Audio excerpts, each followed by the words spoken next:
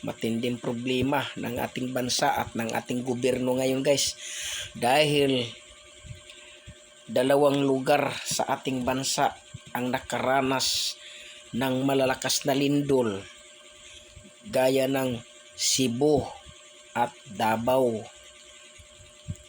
Sana huwag mangyayari sa atin yan dito sa Luzon. Pero gayon pa man guys, hindi natin malalaman kung kailan darating ang lindol, kung kailan, anong oras, anong buwan, anong pitsa darating. Hindi katulad ng bagyo na nalalaman kung saan galing at saan tatama. Sasabihin man natin na mag-ingat tayo,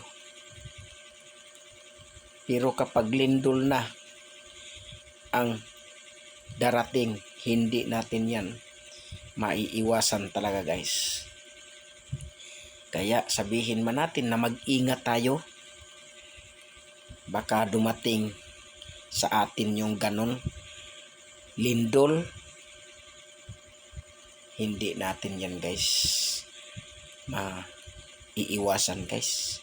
Hindi natin masasabing mag-ingat tayo, dahil hindi talaga kagaya ng bagyo yan nga. Hindi talaga kagaya ng bagyo na pwede tayong maghanda at pwede nating paghandaan. Yun lang talaga guys.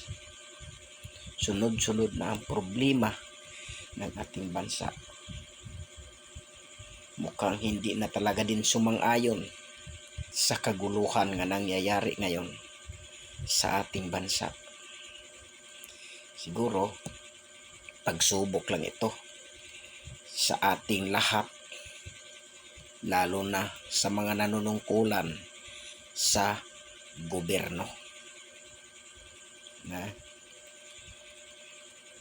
Kaya yung mga pinagnanakaw ninyo na pera,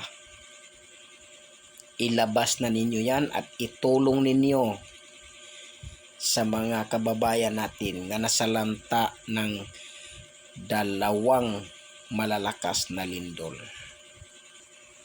Yun lang guys ang aking masasabi.